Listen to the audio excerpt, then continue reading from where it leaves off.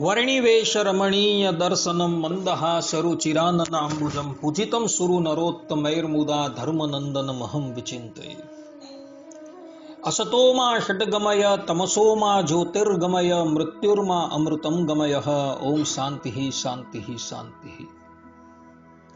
આજની જ્ઞાન સભાની અંદર પધારનારા બધા જ ભગવત ભક્તોને નારાયણ મુનિદેવ સત્સંગ મંડળના વેદાંતાચાર્ય પુરાણ ઇતિહાસ આચાર્ય શાસ્ત્રી રાકેશભાઈના હેતપૂર્વક જય સ્વામિનારાયણ। ભક્તો, આજની આ જ્ઞાન સભાની અંદર આપણે એક બહુ મહત્વના વિષયની ઉપર ચર્ચા કરવાની છે અને એ વિષય છે કે ભગવાનની સમાનતા કરી શકે એવું આ જગતમાં કોઈ નથી અને ભગવાનથી અધિક પણ આ જગતની અંદર કોઈ નથી। ઉપનિષદની અંદર કહ્યું છે કે ન તત્સમશ્ચ અભ્યધિકશ્ચ દ્રશ્યતે, અર્થાત કે એ પરબ્રહ્મ પરમાત્માની સમાનતા કરી શકે એવું પણ કોઈ નથી અને એ ભગવાનથી અધિક પણ આ જગતની અંદર કોઈ નથી। શ્રીમદ ભગવદ્ ગીતાની અંદર ભગવાન શ્રી કૃષ્ણ અર્જુનજીને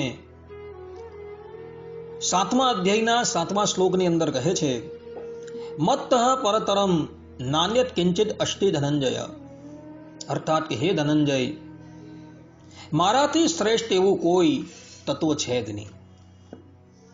ભગવાન સ્વામિનારાયણ પણ પોતાના વચનામૃતની અંદર આ જ પ્રમાણે કહી રહ્યા છે। ભગવાન સ્વામિનારાયણ ગધડા પ્રથમના 62મા વચનામૃતમાં કહે છે કે ભગવાનને કાળ જેવા ન જાણે, કર્મ જેવા ન જાણે, સ્વભાવ જેવા ન જાણે, માયા જેવા ન જાણે, પુરુષ જેવા ન જાણે અને સર્વતથી ભગવાનને જુદા જાણે। પ્રથમના 64મા વચનામૃતની અંદર પણ ભગવાન સ્વામિનારાયણ કહે છે, અને વસ્તુતાએ તો રૂપવાન જે દ્રશ્ય અને અરૂપ જે આત્મા એ બે થકી પુરુષોત્તમ ભગવાન ન્યારા છે। આ પ્રમાણે કહી ભગવાન શ્રી કૃષ્ણએ, ભગવાન સ્વામિનારાયણે અને શ્રુતિ ભગવદીએ પણ એ પરબ્રહ્મ પરમાત્માની અર્થાત કે શ્રીમદ નારાયણની અદ્વિતીયતા પ્રતિપાદન કરેલી છે। કહેવાનું તાત્પર્ય એ કે એ પરબ્રહ્મ પરમાત્માની સમકક્ષ પણ કોઈ નથી અને એમનાથી અધિક પણ કોઈ નથી। ભગવાન સ્વામિનારાયણે જેને પોતાનો મત કહ્યો છે, મતમ વિશિષ્ટાદ્વૈતમ, એવા વિશિષ્ટાદ્વૈતીઓની માન્યતા એવી છે કે એ પરબ્રહ્મ પરમાત્મા જે છે એ જ સમસ્ત વિશેષણોથી વિશિષ્ટ અદ્વિતીય તત્વ છે અને એ જ પરબ્રહ્મ પરમાત્મા જે છે એ સંપૂર્ણ જગતની ઉત્પત્તિ, સ્થિતિ અને પ્રલયના કર્તા છે। જેમ કે ઉપનિષદની અંદર કહ્યું છે, યતોવા ઈમાની ભૂતાની જાયંતે યેન જાતાની જીવંતી, અર્થાત કે જેના થકી આ વિવિધ વિચિત્ર વિશ્વની ઉત્પત્તિ, સ્થિતિ અને પ્રલય થાય છે તે બ્રહ્મ છે એમ જાણવું। ભગવાન સ્વામિનારાયણના શિષ્યો એવો પણ વચનામૃતની અંદર ઉપોટઘાટની અંદર સ્પષ્ટ રૂપે કહે છે કે અનંતકોટી બ્રહ્માંડની જે ઉત્પત્તિ, સ્થિતિ અને પ્રલય તે રૂપ છે લીલા જેમની એવા છે। આ પ્રમાણે કહી નંદ સંતોએ ભગવાન શ્રીમદ નારાયણને જગતની ઉત્પત્તિ, સ્થિતિ અને પ્રલયના કર્તા કહેલા છે અને વિશિષ્ટાદ્વૈતીઓ જે છે એ જ પરબ્રહ્મ પરમાત્માને સર્વ કર્મ ફલ પ્રદાતા પણ કહે છે। ભગવાન સ્વામિનારાયણ વચનામૃતની અંદર પ્રથમના 13મા વચનામૃતમાં કહે છે, અને સુખ દુઃખ રૂપ જે કર્મના ફલ તેને પમાડે છે। મધ્યના 21મા વચનામૃતની અંદર ભગવાન સ્વામિનારાયણ કહે છે કે એ તો એ જીવ ઈશ્વર થકી પર જે પરમેશ્વર કર્મ ફલ પ્રદાતા છે। ભગવાન વેદવ્યાસજીએ પણ ઉપનિષદની વ્યાસ સૂત્રની અંદર પરબ્રહ્મ પરમાત્માને સર્વ કર્મ ફલ પ્રદાતા તરીકે પ્રતિપાદન કરેલા છે. ફલમતઃ ઉપપદ્યતે. આ સૂત્ર દ્વારા ભગવાન વેદવ્યાસજી પણ સ્પષ્ટ રૂપે કહે છે કે એ પરબ્રહ્મ પરમાત્મા જે છે એ જ જીવાત્માઓને કર્મનું ફલ આપે છે. ભગવાન સ્વામિનારાયણે પણ શિક્ષાપત્રીની અંદર 107 અને 108 શ્લોકની અંદર પરબ્રહ્મ પરમાત્માને જ કર્મ ફલ આપનારા કહ્યા છે. હૃદયે જીવવદ જીવેયો અંતર્યામી તયા સ્થિતઃ જ્ઞેયઃ સ્વતંત્ર ઈસૌ સૌ સર્વ કર્મ ફલપ્રદઃ સ શ્રી કૃષ્ણ પરમ બ્રહ્મ ભગવાન પુરુષોત્તમ ઉપાસ્ય ઇષ્ટ દેવો નઃ સર્વાવિર્ભાવ કારણમ. અને જે ઈશ્વર છે તે જે તે જેમ હૃદયને વિશે જીવ રહ્યો છે તેમ તે જીવને વિશે અંતર્યામીપણે કરીને રહ્યા છે ને સ્વતંત્ર છે ને સર્વ જીવને કર્મ ફલના આપનારા છે એમ ઈશ્વરને જાણવા. અને તે ઈશ્વર તે કયા? તો પરબ્રહ્મ પુરુષોત્તમ એવા જે શ્રી કૃષ્ણ ભગવાન તે ઈશ્વર છે અને તે શ્રી કૃષ્ણ જે તે આપણા ઈષ્ટદેવ છે ને ઉપાસના કરવા યોગ્ય છે અને સર્વ અવતારના કારણ છે. આ પ્રમાણે વિશિષ્ટાદ્વૈત મતને માનનારા જેટલા પણ લોકો જે છે એ પરબ્રહ્મ પરમાત્માને જ સર્વ કર્મ ફલ પ્રદાતા તરીકે પ્રતિપાદન કરે છે. કહેવાનું તાત્પર્ય એ કે શ્રીમદ નારાયણ ભગવાન જે છે એવો જીવ પ્રાણી માત્રને કર્મનું ફલ આપી રહ્યા છે અને એ જ પરમાત્મા જે છે એ સંપૂર્ણ જગતની ઉત્પત્તિ સ્થિતિ અને પ્રલય કરનારા છે એવું કહી રહ્યા છે. તથા એ જ પરમ પરમાત્મા જે છે એવો આરાધના કરવા યોગ્ય છે, પરંતુ એ પરબ્રહ્મ પરમાત્મા થકી કોઈ પણ વ્યક્તિ આરાધના કરવા યોગ્ય કે ધ્યાન કરવા યોગ્ય નથી. જેમ કે ભગવાન સ્વામિનારાયણ શિક્ષાપત્રીની અંદર 115 શ્લોકની અંદર કહે છે, કૃષ્ણ તદવતારશ્ચ ધ્યેયા તત્ પ્રતિમાપી ચ નતુ જીવા નૃદેવાદ્યા ભક્તા બ્રહ્મવિદોપી ચ. અને શ્રી કૃષ્ણ ભગવાન તથા શ્રી કૃષ્ણ ભગવાનના જે અવતાર તે જે તે ધ્યાન કરવા યોગ્ય છે તથા શ્રી કૃષ્ણ ભગવાનની જે પ્રતિમા તે પણ ધ્યાન કરવા યોગ્ય છે. માટે એમનું ધ્યાન કરવું અને મનુષ્ય તથા દેવાદિક જે જીવ તે તો શ્રી કૃષ્ણ ભગવાનના ભક્તો હોય અને બ્રહ્મવેત્તા હોય તો પણ ધ્યાન કરવા યોગ્ય નથી. માટે એમનું ધ્યાન ન કરવું. આ પ્રમાણે વિશિષ્ટાદ્વૈતવાદીઓ જે છે એ કેવલ ને કેવલ પરબ્રહ્મ પરમાત્માની ઉપાસના કરવાનું કહે છે અને એમનું જ કેવલ ધ્યાન કરવાનું કહે છે, બીજા કોઈનું ધ્યાન કરવાનું પણ કહેતા નથી. આ પ્રમાણે વિશિષ્ટાદ્વૈતવાદીઓની માન્યતા એવી છે કે પરબ્રહ્મ પરમાત્મા જે છે એ જ સંપૂર્ણ જગતની ઉત્પત્તિ સ્થિતિ અને પ્રલય કરનારા છે. એ જ પરબ્રહ્મ પરમાત્મા જે છે એ કર્મ ફલ પ્રદાતા છે અને એ જ શ્રીમદ નારાયણ કેવલ ધ્યાન કરવા યોગ્ય છે અને આરાધના કરવા યોગ્ય છે. વિશિષ્ટાદ્વૈત વાદીઓએ ઇતર કોઈની પણ ધ્યેયતા પ્રતિપાદન કરેલી નથી. પરબ્રહ્મ પરમાત્મા શ્રીમદ નારાયણ જે છે એ વિશેષણોથી વિશિષ્ટ એક અદ્વિતીય તત્વ છે. એમની સમકક્ષ કે એમનાથી શ્રેષ્ઠ આ જગતની અંદર કોઈ નથી.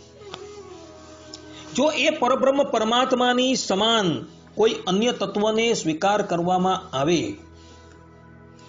તો ત્યાં વિશિષ્ટાદ્વૈત મતનો ભંગ થઈ જાય છે.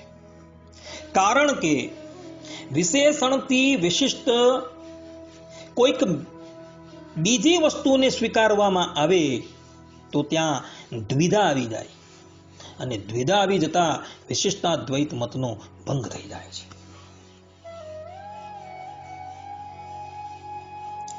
શ્રી સંપ્રદાયની જ એક પેટા શાખા એવા ઉદ્ધવ સંપ્રદાયની અંદર કેવલ ને કેવલ શ્રીમન નારાયણની જ અદ્વિતીયતા સ્વીકારવામાં આવેલી છે. ઉદ્ધવ સંપ્રદાયનું મૂળ જે છે એ શ્રી સંપ્રદાય છે એવું સતાનંદ સ્વામી શિક્ષાપત્રી અર્થ દીપિકા ટીકા શ્લોક 121 ની અંદર કહે છે. તો જે વસ્તુનું પ્રતિપાદન શ્રી સંપ્રદાયના વિદ્વાનોએ કરેલું છે તે જ વસ્તુનું પ્રતિપાદન ઉદ્ધવ સંપ્રદાયના વિદ્વાનોએ પણ કરેલું છે. અને અહીં પણ કેવલ ને કેવલ શ્રીમન નારાયણને સંપૂર્ણ જગતની ઉત્પત્તિ સ્થિતિ અને પ્રલય કરનારા કહેલા છે, સર્વ કર્મ ફલ પ્રદાતા કીધેલા છે, અને એક શ્રીમન નારાયણની જ ઉપાસના અને એમની જ ધ્યેયતા પ્રતિપાદન કરવામાં આવેલી છે. સંપ્રદાયથી પૃથક થઈ ગયેલા કેટલાક લોકો જે છે એ એવું કહી રહ્યા છે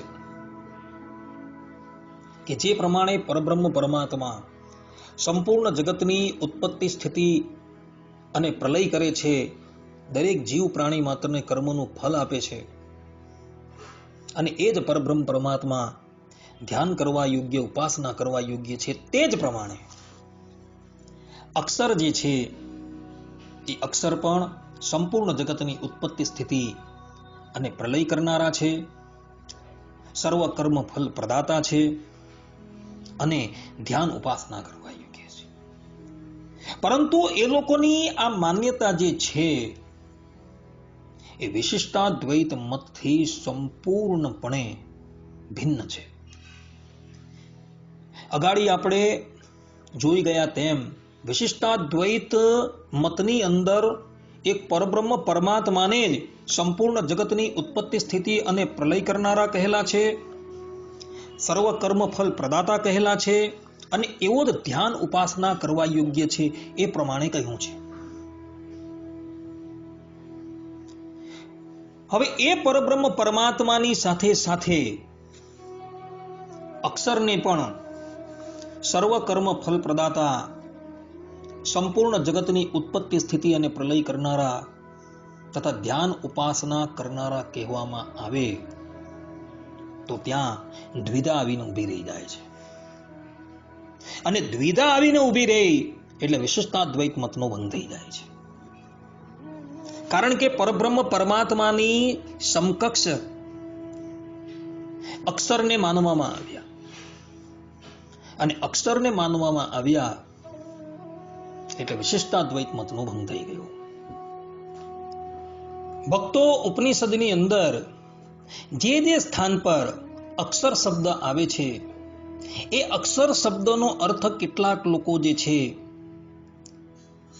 એ અક્ષર બ્રહ્મની ઉપર ઘટાવે છે, પરંતુ એ લોકોની આ માન્યતા જે છે એ સંપૂર્ણપણે વિપરીત છે.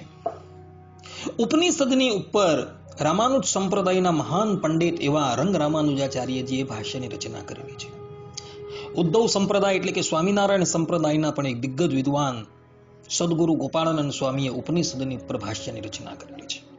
આદિ જગતગુરુ શંકરાચાર્યજીએ પણ ઉપનિષદની ઉપર ભાષ્યની રચના કરેલી છે, તથા રામાનંદ આચાર્યએ પણ ઉપનિષદની ઉપર ભાષ્યની રચના કરેલી છે.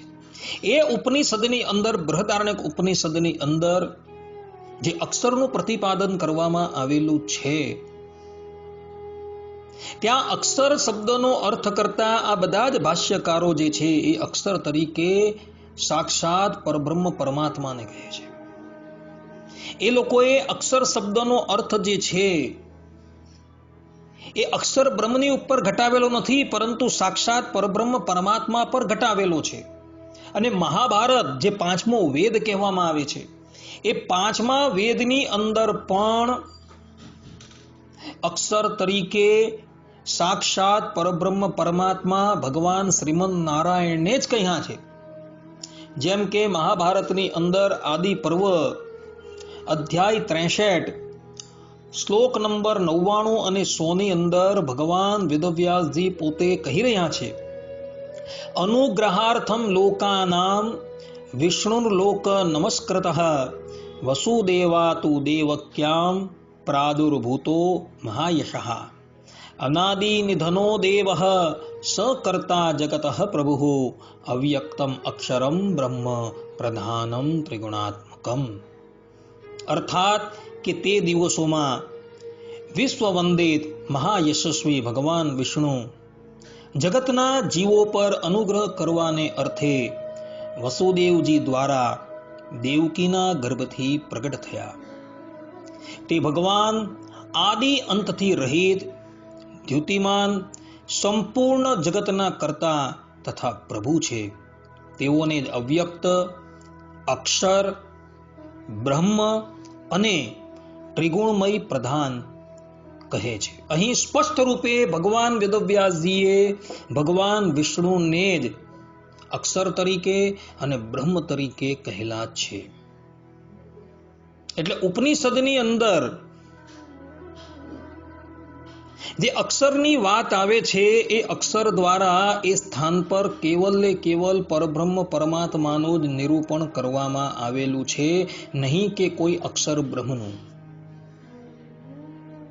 જેને વેદોનું ભાષ્ય કહેવામાં આવે છે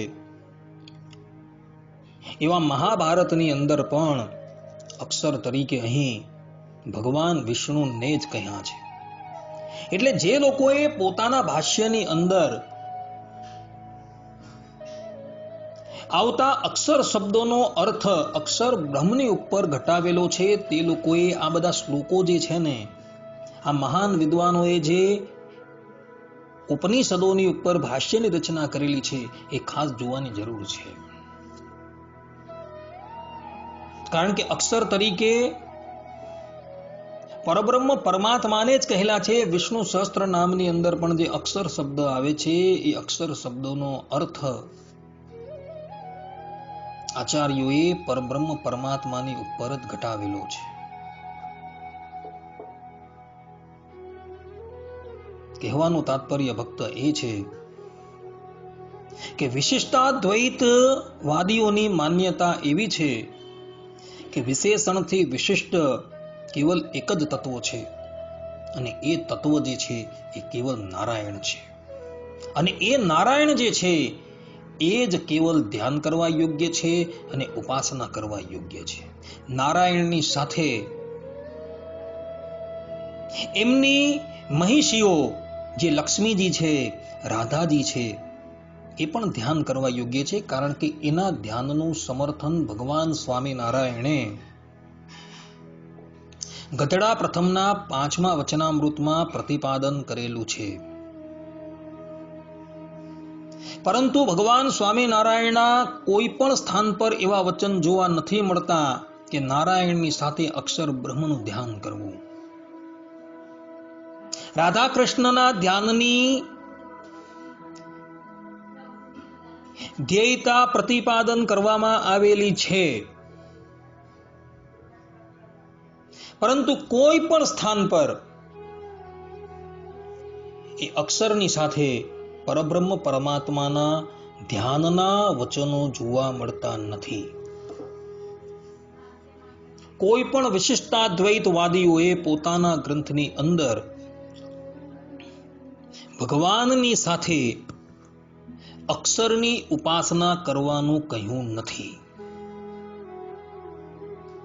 રામાનુજ સંપ્રદાયના બધા જ ગ્રંથો તમે જોઈ લો, સ્વામિનારાયણ સંપ્રદાયના બધા જ ગ્રંથો જોઈ લો, જે ભગવાન સ્વામિનારાયણે માન્ય કરેલા છે અને જે ગ્રંથો ભગવાન સ્વામિનારાયણના વખતમાં રચાયા છે, એ ગ્રંથોમાંથી એક પણ ગ્રંથની અંદર એવું પ્રતિપાદન કરવામાં આવેલું નથી કે અક્ષરની સાથે પરબ્રહ્મ પરમાત્માની આરાધના કરવી.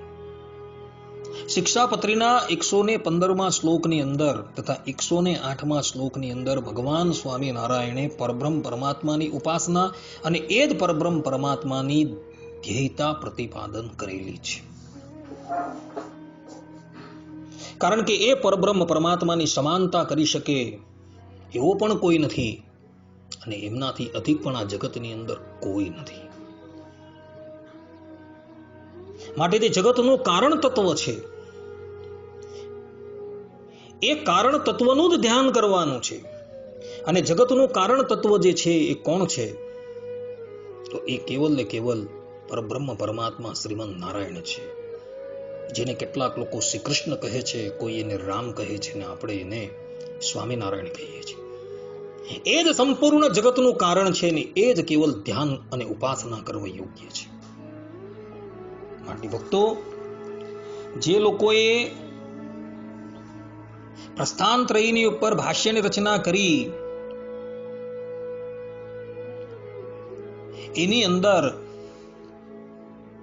સંપૂર્ણ જગતની ઉત્પત્તિ સ્થિતિ અને પ્રલય કરતા સર્વ કર્મ ફલ પ્રદાતા તથા ઉપાસ્ય અને ધ્યાન કરનારા જે અક્ષર બ્રહ્મનું નિરૂપણ કરેલું છે, એ ભાષ્યકારોએ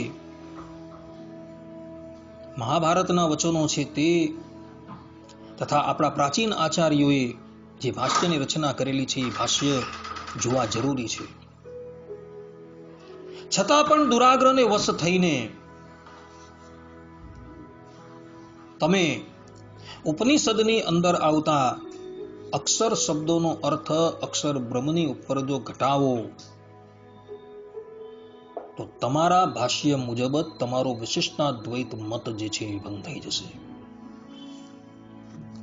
તમે લોકો પોતાને સ્વામિનારાયણના કહેવડાવો છો, અને એ સ્વામિનારાયણ ભગવાને વિશિષ્ટાદ્વૈત મતને માન્ય કરેલો છે કે જે વિશિષ્ટાદ્વૈતની અંદર વિશેષણથી વિશિષ્ટ કેવલ ને કેવલ પરબ્રહ્મ પરમાત્માનો સ્વીકાર કરવામાં આવેલો છે. એમનાથી સમાન કે એમનાથી અધિક કોઈને પણ સ્વીકારવામાં આવેલા નથી. જ્યારે તમારા ભાષ્યની અંદર તો વિશેષણથી વિશિષ્ટ પરબ્રહ્મ પરમાત્માની સાથે વિશેષણથી વિશિષ્ટ એવા અક્ષરને સ્વીકારેલા છે. અને તે અક્ષરને સ્વીકારવાથી તમારા મતની અંદર દ્વિધા આવી જાય છે. અને દ્વિધા આવી જતી હોવાથી તમારો મત જે છે એ વિશિષ્ટાદ્વૈત મત નથી, પરંતુ કોઈક બીજો જ મત સિદ્ધ થઈ જાય છે. માટે ભક્તો, એવા મતો જે છે એ મતોને નમસ્કાર કરવાના છે. ઉદ્ધવ સંપ્રદાય અર્થાત કે સ્વામિનારાયણ સંપ્રદાયનો જે મત જે છે એ વિશિષ્ટાદ્વૈત છે, અને એ વિશિષ્ટાદ્વૈતની અંદર કેવલ ને કેવલ પરબ્રહ્મ પરમાત્માની જ આરાધના અને એમની જ ધ્યેયતા પ્રતિપાદન કરવામાં આવેલી છે. તો એ પરબ્રહ્મ પરમાત્માનું જ ધ્યાન કરજો, ઉપાસના કરજો, અને એ જ પરમાત્માની ભક્તિ કરજો. આટલું કહીને હું મારા આ પ્રવચનને અહીં વિરામ આપું છું. સર્વે સંતો નિરામયઃ, સર્વે સુખીનો ભવંતુ, સર્વે ભદ્રાણી પશ્યંતુ, મા કશ્ચિત દુઃખ ભાગ ભવેત. અસ્તુ. જય સ્વામિનારાયણ.